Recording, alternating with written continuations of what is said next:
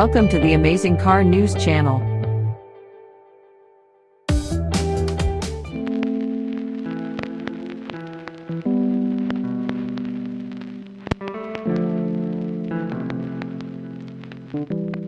The Nissan Qashqai is the model that redefined the idea of an SUV as a mainstream family car.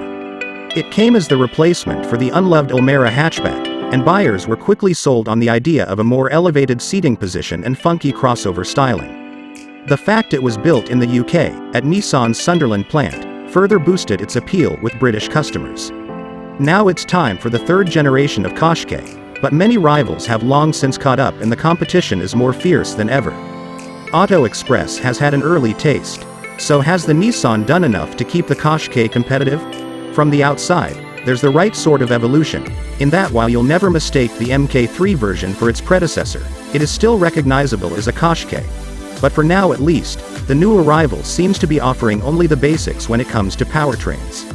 Admittedly, there is a trick range extender hybrid version of the Qashqai in the pipeline, called e-Power, but it isn't scheduled to arrive in dealerships until the first half of 2022.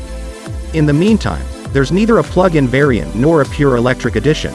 If you're desperate for an electrically powered SUV, Nissan will point you towards the more bespoke Ariya. The initial lineup, then, is relatively simple.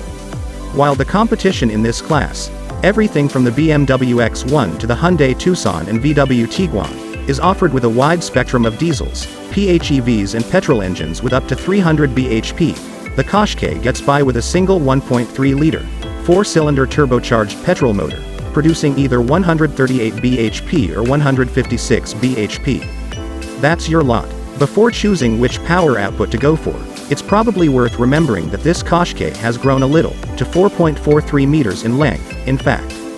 So for many, the 156 bhp engine that we're trying here may well seem the most suitable option.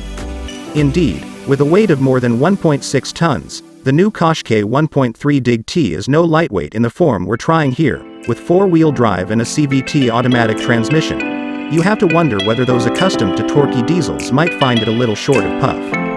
Front-wheel drive and a manual transmission will be available on both engines, and this is likely to be a more popular combination for UK buyers.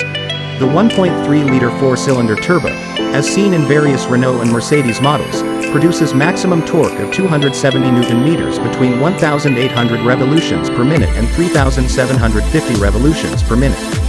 That's a decent figure and a wide enough band, but there's not much to be gained from any attempts to really exploit it. That's because the CVT gearbox is calibrated with efficiency in mind, so if you do demand rapid acceleration, you don't get much but a crescendo of revs.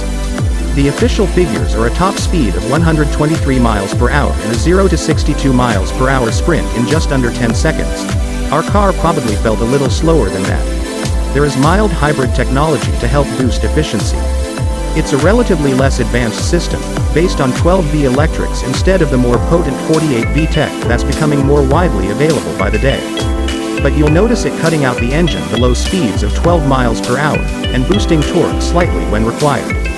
The end result, in the case of our fully laden range topper, is official fuel consumption of 45.5 mpg and CO2 emissions of 140 grams per kilometer, respectable numbers for a pure petrol car. Thanks for watching.